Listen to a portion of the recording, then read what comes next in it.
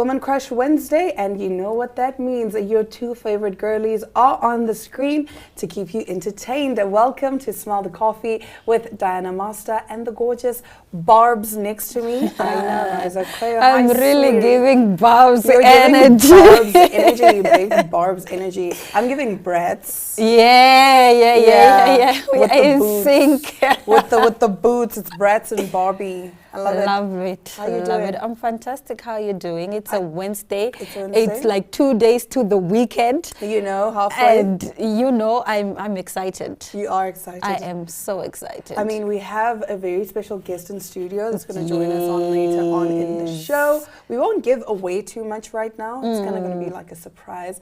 But yeah, man, like you said, it is a Wednesday. I don't know. I love that we have the guest that we have today on Women Crush Wednesday. On Women Crush Wednesday, because we're going to be talking all things beauty, glitz and glam and everything And nice. Everything fabulous. Everything darling. fabulous, darling. Yeah. I love that.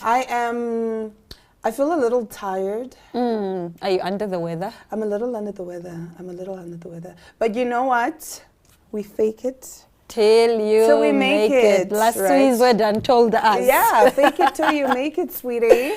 Love. Yeah. I think the beauty of working in our industry is the fact that you will always show up. You have to show up and show off, whether you're not And feeling show out. well or not. You have to show up and Show just off, show out. Yeah.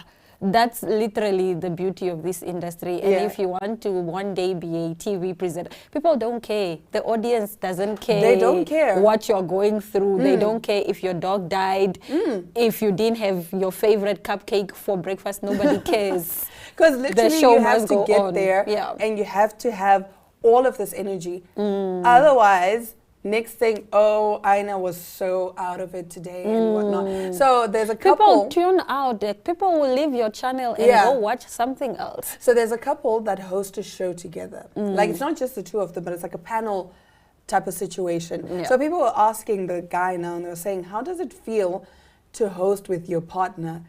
And he's like, it's all fun and games until we have a fight. And then you start seeing the comments, everyone is like, they probably had a fight. Because the energy is not the same. Like, if he cracks a joke, she'll be there like, or if he cracks a joke, she'll be there like, you know?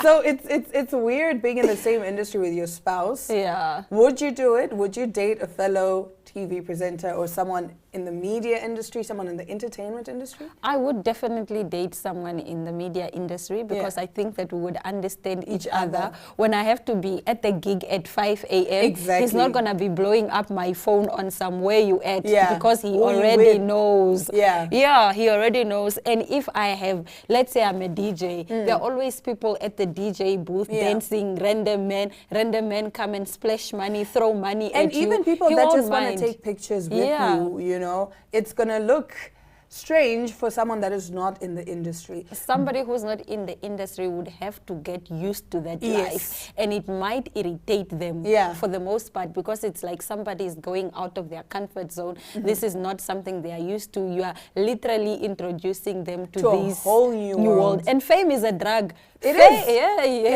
It is a Fame. drug.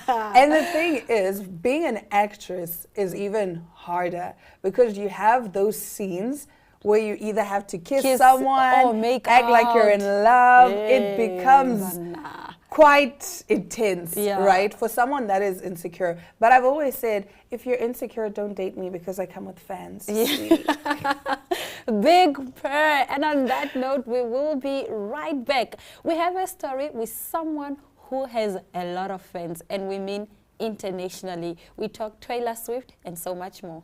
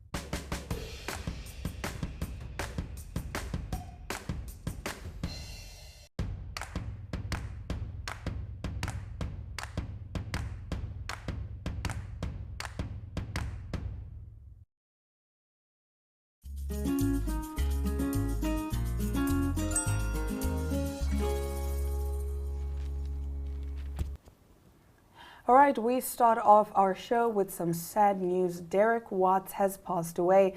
Much loved and respected Carte Blanche presenter Derek Watts has passed away. He passed away last night, August 22nd. According to Watts' daughter, she confirmed this in a WhatsApp message, and she said they are devastated. He was the most wonderful person that they knew.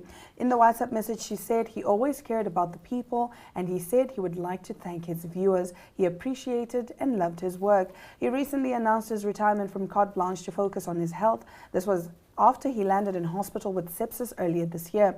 He was diagnosed with skin cancer last year that spread to his lungs. May his soul rest in peace. May his soul rest in peace. It's always sad when legends pass on. It's because they've inspired a generation of broadcasters, especially in his case. And to see his journey come to an end, to see the finality of his journey. That's the thing about death. It's so final. Yeah, like that's done. It's done. Will never be. Like that's that is it. Crazy. Yeah. I mean, I grew up watching Carte Blanche because my parents loved Carte Blanche. So every Sunday, you would know that, okay, we are watching Carte Blanche. You're a kid, you don't really understand, you're bored, it's like, okay, whatever it is they're talking about. But then as you get older and you actually start listening into some of the stories that they're investigating, because he was more of like an investigative journalist. And he was very good at his work. Yeah. He's someone that was great at his craft. And it's sad to see such a legend go away. And, you know, like you're saying, the finality of everything. It's like, it's done. The concept of death, hey, it's for me, so wild. Because I was looking at Cameron Boyce. He was a child actor, Disney child actor, and he passed away. He had a seizure back in, was it 2019? I don't remember when. But it's that thing of, oh my goodness, we're never going to see this person again. No, it's never, done. ever, ever. That is... Never, ever. I can't fathom it. Like, I don't mean, it's different when they're like your family, because in a way they will sort of like appear in your dreams sometimes. You still have these fond memories of them. But with people that you don't know, like with celebrities, because you never got to physically experience them. This person, yeah. It's like, oh wow, so that is it. It's just done. So now we're going to forget about this person? Yeah, that's that on that. All right, moving on to some exciting news. University offers course studying Taylor Swift lyrics. Taylor Swift's amazing success and broader appeal are certainly worth studying. A Ghent University in Belgium thinks her lyrics are worth studying too. The school is launching a new course dedicated to the literary merit of Taylor Swift discography. The course is called Literature, Taylor's version, a nod to the artist's re-recorded album titles. It will be available to students starting this fall. The professor's blog, Swifterature. It's called Swifterature. Swifterature. Okay. Love it. Compares to the pop star songs to write, including Sylvia Plath, Charles Dickens, and William Shakespeare. Charles Dickens. What is it, Dickens? Charles Dickens. What's funny? Because you just, like, I don't know. No, I'm not going to. Yeah, man, it's, wow. I guess, yeah, Taylor Swift has come to this point of her life where she's like a superstar. A mega star. But Taylor writes stories about her exes. That's the thing. So okay, but to be fair, I've been a Swiftie for a long time, right? Her music, like her lyrics, are amazing. Okay. You know, they are at some point relatable. I think because, like, you go through a heartbreak, right? And sometimes you don't know how to put it into words. But she found a way to channel that into her songs and put it into words. So as much as she is writing about her exes, she finds a way to put it into words that is beautiful. And she uses these metaphors and these synonyms to describe whatever it is that she's feeling. So you may just say, it's a heartbreak. It's a heartbreak. You broke up with me. But she will be there like, I gave you like she will go in detail, and she will use expressions that you're like, whoa. You know, I'm trying to think of my favorite Taylor heartbreak song, and like, Oh, there are a lot. It's There just are a can't. lot. There's one that is at the top of my mind, but I can't just. I lost it. What, say There's that? one that I love, Red by Taylor Swift. So she says, loving him was like driving a new Maserati down a dead-end street. Whoa, okay. You see what I'm saying? Like for you, it's like, okay, loving him was such a waste of time. But she's like, no. Let me put this into context so you understand what I am saying. What I am saying. And then there's another one that is, I guess, it is also a heartbreak song, but it's more about the healing and after the heartbreak. So she says, rain came pouring when I was drowning, and that's when I could finally breathe. Nice. The fact that you can only breathe as you're drowning, that says a lot about the relationship. If you were a parent, would you let your child go study Taylor's literature? Because in a way it is literature. You know,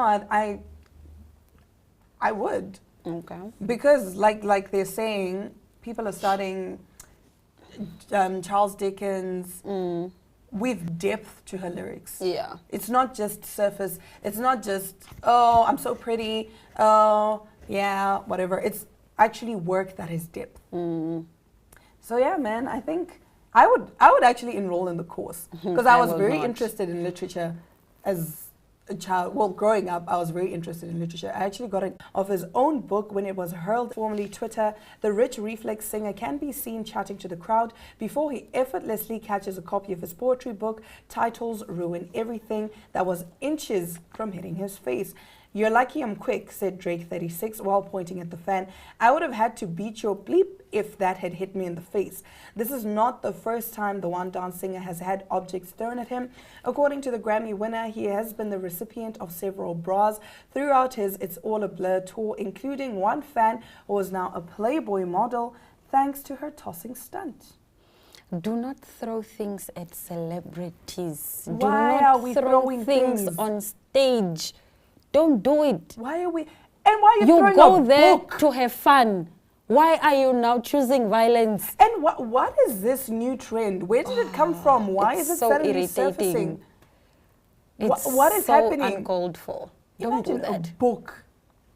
A book is heavy, guys. We spoke about Bibi Rexa, who had a phone thrown at her and actually had to get stitches. I will sue you. But Because you won't my know. face How is would my you money know? Because maker. like the crowd, there are a lot of people in But the they have crowd. cameras in the crowd. They have cameras facing the crowd. So you're likely to see. But how will you know the person's face and the person's name for you to track them down? It's a long process. Just pull a Cardi B. Throw a mic. Just pull a Cardi B. Hit them back Do with a not mic. throw things at celebrities, guys. If you go to a Don't throw things at concert, people. go dance. Hey, exactly. Do not throw things at anyone. Yeah. If you go out to have fun, have fun. And leave it there. Not at other people's cost or expense, at your own expense. That's why I like K-pop concerts, right? As much as K-pop fans are crazy and obsessive and whatever, at concerts, like especially in South Korea, they sit down. They have light sticks and they just bang. Really? Yeah, Isn't that so boring? 'Cause Us, the we want thing to is- dance on tables and No, on each but other. that's the thing. Now you are there dancing on the table. Yeah. I'm here at the back and I'm like, And I wanna can't see. You see? So with them, it's like concert etiquette in South Korea. Like obviously when they go to other countries, they follow the etiquette in those countries. Well mannered in They're Korea. very well mannered. Like they will sit down, you don't Because throw if anything. I go to a concert and I cannot see, I'm gonna step on the chair. And if you can't see, that's not my problem. We didn't come together, so I don't care. I'm here to see whoever it is on yeah, stage. you make a plan and see. Yeah. No, in Korea, like Korean concerts in South Korea, they practice etiquette. Like they sit down, they have their light sticks, and they're just there like, Nice. and they're just singing along. You can't be there like, I love you. No. It's not like at a Buddhist concert where they start throwing beer. Start throwing when he beer. sings, in heaven Aina there is is no beer. screaming My there. wig is now wet. It's just beer. Because for them, it's like, okay, if you scream, now we can't hear the people that we actually came to see. Okay, I hear that. But then obviously when they go to America and the fans are screaming, it's not like they can tell American fans like sit down, because that's not their culture. Yeah. But in a way, yeah, I understand wanting to dance on tables, but I also like the fact that we can just sit down and just be like, okay, listen, I like this song. I'm bopping. So yeah, man, but that is it. That brings us to the end of our top stories.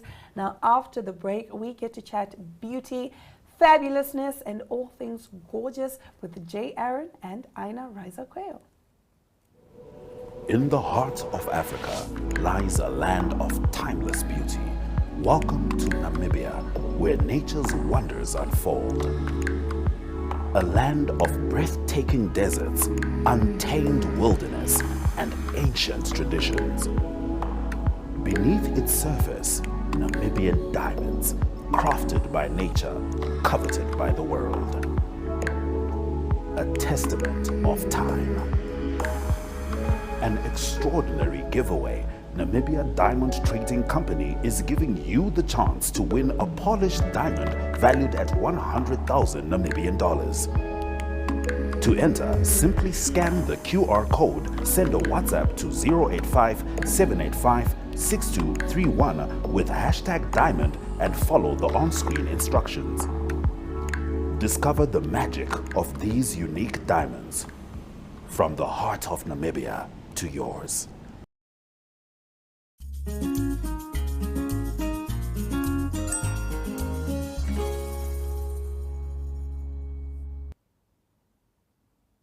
Yes, my darling, it's time to wake up, wear your makeup, repeat, and slay the day. Right now, I am joined by Namibia's seasoned makeup artist, Jay Aaron. How are you? I'm good. How are you, Riza? What an intro. I mean, I had to look at you. You are giving, you are slaying. Thank you so much. Nothing short of your name, of your reputation, and everything that you represent. Thank you, it's so good to see you. Likewise. It's been a minute, actually. It has been a minute. Let's talk about the beauty industry. Why was it so important for you to join this beauty industry and fill the gap that you're currently filling? First and foremost, I think just growing up as a creative in general, I never really knew that I was going to move into beauty because in my line of studying, I did radio and television production. And that required a lot of makeup or people would always tell me, you know what, can you please come assist on set, at college? And since a tender age, I've always loved beauty. I grew up with Confident Women and we always had magazines, the Drum, the Huisgenoot. So I always saw the beauty, you know? Yes, the beauty in everything. Exactly. So I think from a tender age, it manifested until I became an adult. And then I studied radio and television production, but then I dropped out for beauty school. And that is how things started, and I wouldn't turn back anything. I wouldn't change it for anything. You mentioned that you dropped out for beauty school. What beauty school did you go to, and who inspired you? Who are some of the big makeup artists that you look up to locally, internationally, regionally, whatever? So I went to School of Makeup Artistry in Johannesburg, which I was fortunate enough because after that I actually got a job at MAC Cosmetics. Yes. So when you get a job at MAC Cosmetics, you can actually get 30% off on products at the school, right? So that was just also for me I think God aligned it from the jump.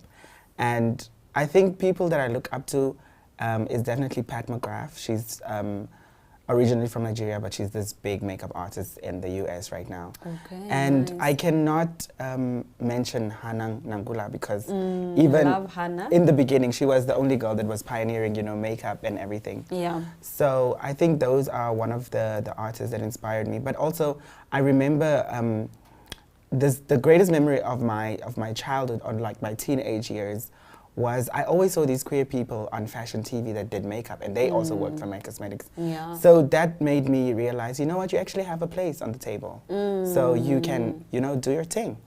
Talking about a place at the table, At your table.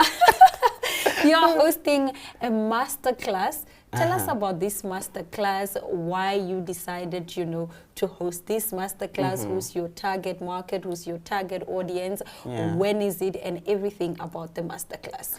Okay, so the masterclass, I really just wanted to do because I want to pay homage to like all the clients that I've touched, like their faces that I've touched. And like they've always asked me, when are you going to give us classes? When are you going to give us training?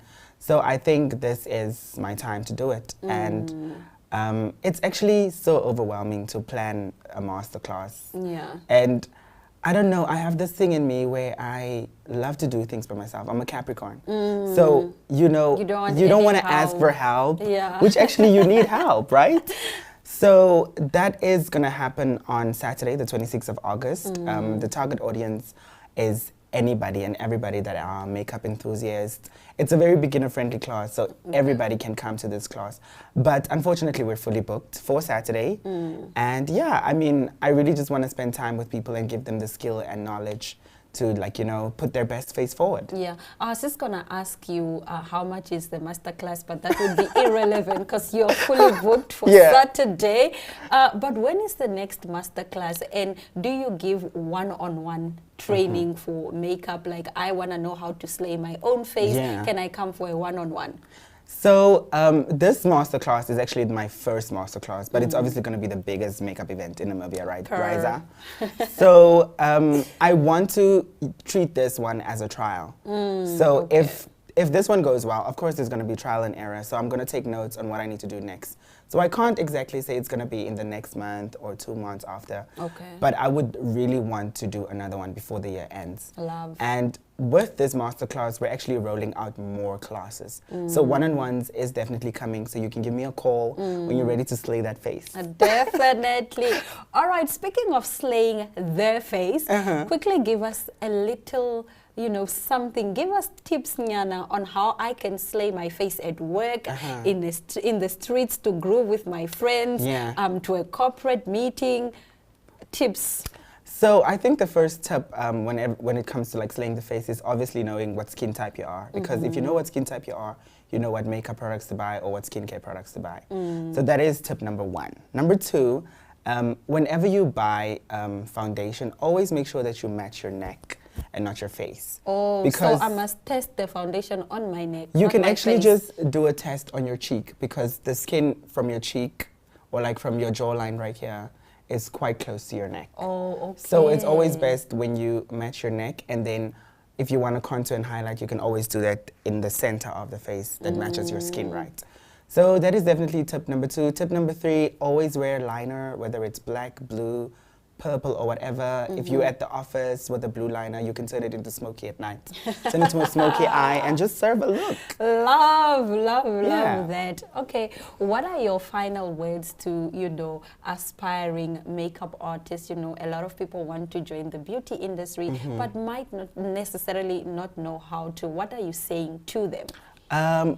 I'm definitely telling them to do it afraid, but do it. Because I know we have a lot of imposter syndrome, we have a lot of self-doubt. So do it afraid and be out on the lookout for my next class, because I really just want to empower young people, you know, to also have a table. Because, you know, growing up, we always get told, you know, you need to be a doctor, you need to be a lawyer. But you know, the creative industry also needs people to work in. So whether you're a makeup artist, a hairstylist, or aspiring to be those things, do it afraid, but do it. Do it afraid, but do it. Jay Aaron, thank you very much for joining us on Smell the Coffee. Thank you for having me. We wish you all the best. Thank you. I'll see you at the next one. We will definitely see you at the next one. Stick around. We will be right back with our goodbyes. Neo Paints has established a 67-year Namibian legacy, creating personalized paint solutions that blend quality and innovation for the Namibian people. We pride ourselves in being a 100% Namibian-owned company, investing in our country and our people by employing and empowering true Namibians. With every brushstroke, Neo Paints commits to our quality guarantee and always delivering a coat of excellence. At Neo Paints, we always stay true to our country. We are as Namibian as you.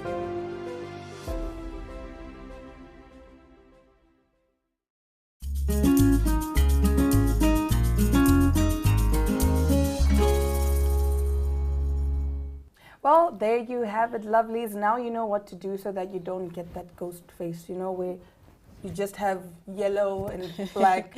Yeah, Now you know. All the different colors. All the different colors giving camouflage on your face. Now you know. But that was Jay Aaron with Aina Riza Cuello. And that is it for our show. We thank you so much for watching Smell the Coffee. On that note, it's all our love, all our light, and Adios.